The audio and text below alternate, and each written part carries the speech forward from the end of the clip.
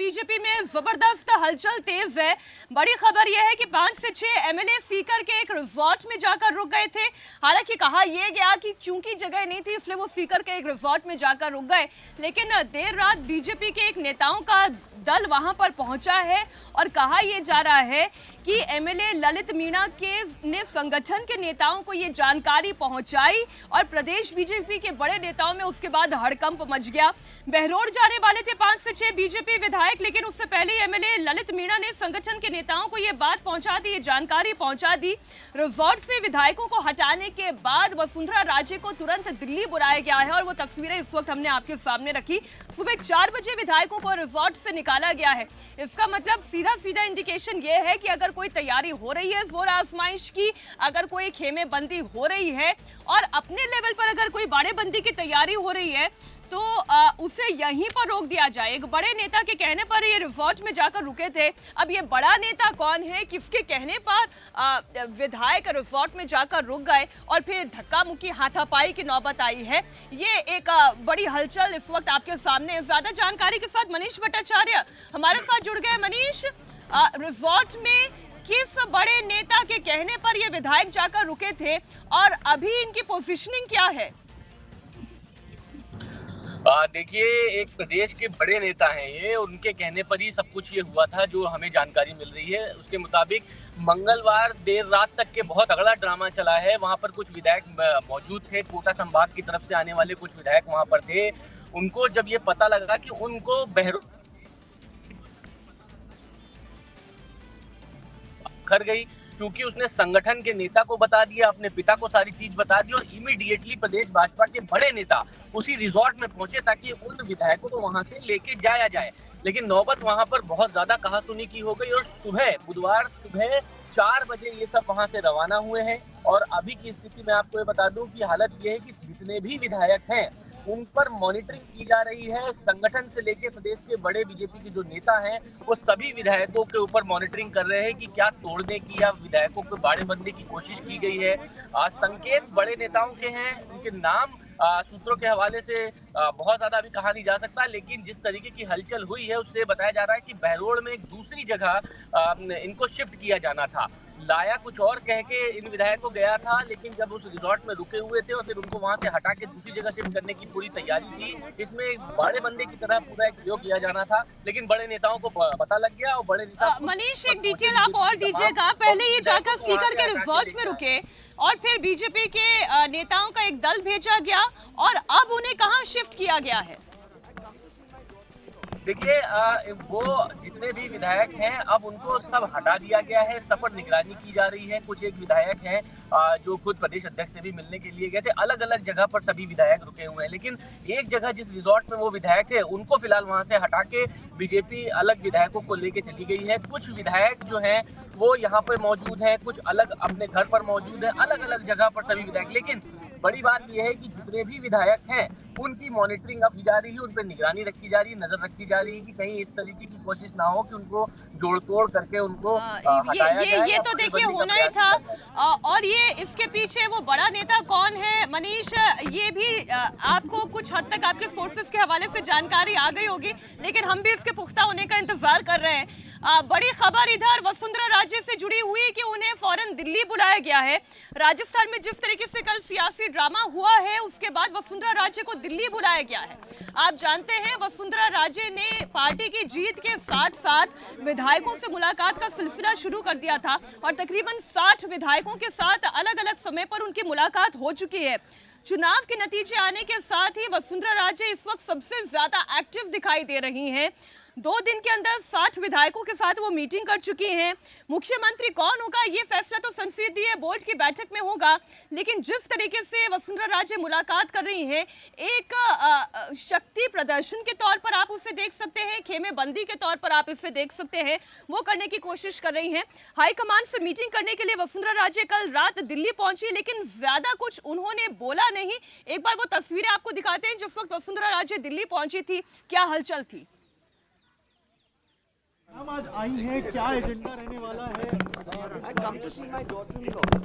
Ma'am आलाकमान से meeting भी है क्या?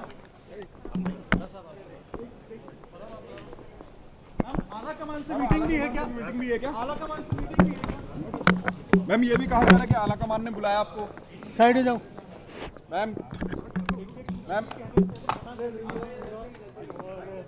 जयपुर से अभी पहुंची हैं मैम मैम मीटिंग भी है क्या? मैम ये कहा जा रहा है कि आला कमान ने आपको बुलाया इमरजेंसी में। मैम आला कमान ने बुलाया है क्या? मैम मैम देखिए वसुंधरा राजे ने कुछ नहीं बोला और जैसा कि हम शुरुआत से कह रहे थे कि वसुंधरा राजे का वो व्यक्तित्व है नहीं कि वो इतनी जल्दी हथियार डाल दे, वो गार्ड्स डाउन कर दे और कुछ वही इस वक्त होता हुआ आपको नजर भी आ रहा है। इस बीच एक बड़ी खबर, तेलंगाना में आज नई सरकार का गठन हो जाएगा। सवाल यह है कि मध्य प्रदेश, राजस्थान और छत्तीसगढ़ में बीजेपी का मुख्यमंत्री कौन होगा। सीएम का ऐलान होने से पहले बीजेपी की संसदीय दल की बैठक संसद भवन में, मुख्यमंत्रियों के नाम फाइनल होने हैं। अब प्रधानमंत्री मोदी के मन में क्या है, ये तो एक अहम सवाल है, लेकिन कयास तो बहुत सारे लगाए जा रहे हैं। देवेंद्र, मीनाक्षी, दो अपडेट है। पहली बात तो ये कि कल जैसे बाबा बालकनाथ जो कि राजस्थान में अलवर से बीजेपी सांसद हैं, इस बार विधायक भी बने टीआरएस से, आज उनका सांसद के तौर पर इस्तीफा हो जाएगा। 11 बजे के बाद लोकसभा अध्यक्ष से मिलकर वो खुद इस्तीफा देंगे। इसके अलावा रेणुका सिंह वो भी आ चुकी हैं, वो भी अपना इस्तीफा दे देंगी। दूसरी चीज़ कि उत्तर प्रदेश के मुख्यमंत्री योगी आदित्यनाथ, अचानक उनका दिल्ली दौरा हुआ है। हालांकि दौरे के डिटेल के बारे में अभी सामने जानकारी आना बाकी है कि आखिर किस मकसद से आ रहे हैं, क्या प्रधानमंत्री से मिलेंगे, बीजेपी के राष्ट्रीय अध्यक्ष से मिलेंगे, मकसद क्या है, वो सारे डिटेल्स आना बाकी है। लेकिन योगी आदित्यनाथ का दिल्ली दौरा हो रहा है, ऐसे माहौल में तो निश्चित तौर पे बहुत सारी दिलचस्प अटकलबाजियाँ शुरू हो गई होंगी लखनऊ में भी। और तीसरी चीज़ मैं आपको बताऊं कि मुख्यमंत्री को लेके एक क्लैरिटी मीनाक्षी एकदम से समझ में आ रही है कि पार्टी अब सेट पैटर्न पर चलने के मूड में नहीं है। बहुत कुछ नया और नए तरीके से करने सोचने की ज़रूरत पार्टी को लग रही है। राजस्थान की बात कर लें तो मध्य प्रदेश और छत्तीसगढ़ में जो पार्टी के पास कंफर्ट लेवल है, राजस्थान में वैसा नहीं है। और राजस्थान में ऐसा इस लिहाज से सिर्फ नहीं है कि वहाँ पर वसुंधरा राजे सिंधिया हैं, बल्कि इस लिहाज से भी है कि वहाँ का जो कास्ट कंपोजिशन है उनमें एक दूसरे को लेके बहुत प्रभाव पड़ता है, रिएक्शन होता है। तो वहाँ पर पार्टी को उसका बखूबी ध्यान रखना होगा, क्योंकि आगे आपको लोकसभा चुनाव में भी जाना है, अच्छा शासन भी चलाना है। गहलोत फैक्टर जो कि एक मजबूत फैक्टर वहाँ पे रहेंगे अपोजिशन में भी, उनको काउंटर करना है। वसुंधरा राजे सिंधिया का कोई गुट प्रभावी ना हो जाए शासन पे, उसको काबू में करना होगा। तो इतने सारे लिमिटेशन के बीच एक नाम का चयन करना है। तो इन तीनों राज्यों में राजस्थान ही एक ऐसा राज्य है जहाँ पर बीजेपी के शीर्ष नेतृत्व को नाम का जब चयन किया गया है तो उसमें मशक्क़त करनी पड़ी होगी। और हम लोग बार बार इस बात को कह रहे हैं कि मुख्यमंत्री कौन होगा यह ऑलरेडी तय किया जा चुका है।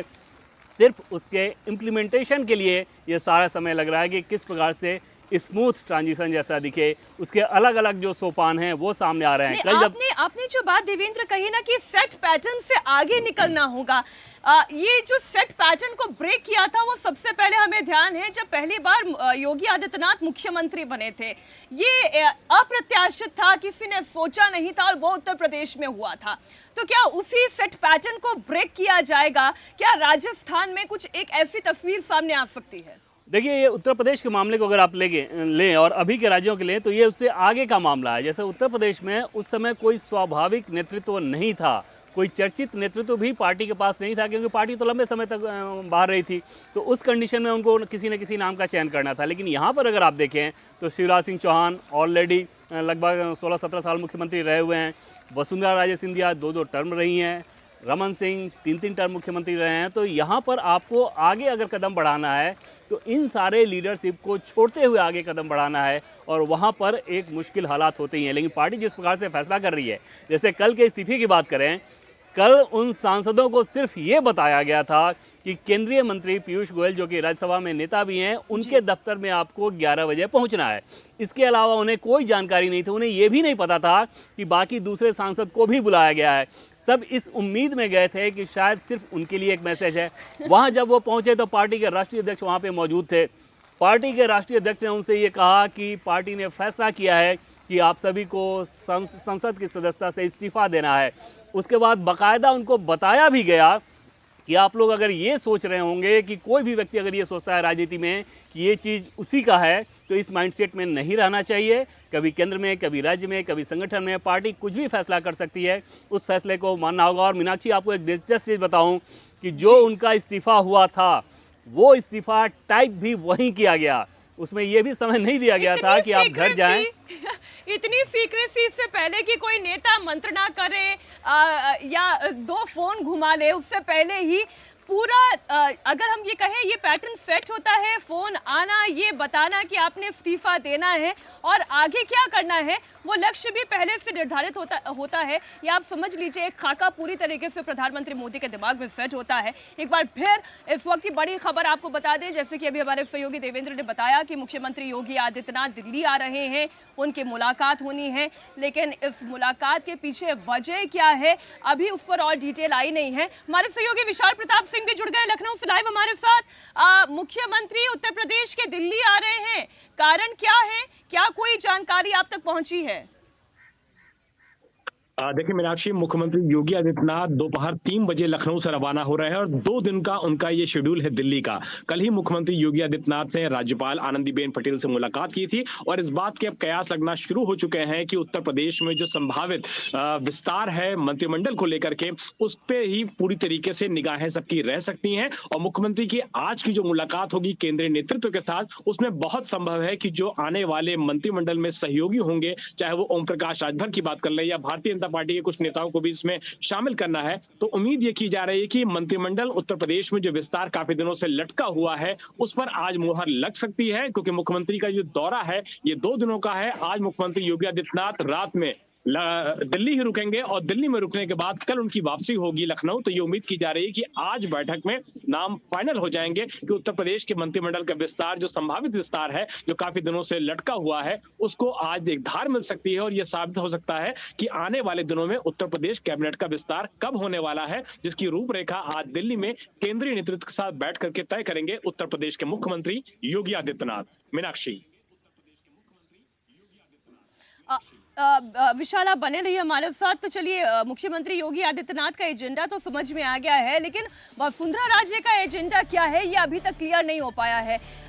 बार बार विधायकों से देवेंद्र उनकी मुलाकात होना, बीजेपी पर और खासतौर पर प्रधानमंत्री नरेंद्र मोदी, गृह मंत्री अमित शाह पर ये प्रेशर पॉलिटिक्स तो काम नहीं करती, लेकिन इसके बावजूद वो ये कर रही है, इसका मतलब क्या है? देखिए, निश्चित तौर पे वो अपनी आखिरी कोशिश के तौर पे, या वो और उनके लोग, जाहिर तौर पे उनकी रजामंदी के बिना उनके लोग इतने सक्रिय नहीं हो सकते, वो ये कोशिश कर रहे हैं कि अब जो मैंडेट आ गया, जैसे चुनाव के बाद ये अंदाज़ा लग रहा था कि 95 से 100 के बीच कम से कम वसुंधरा राजे सिंधिया का यही आकलन था।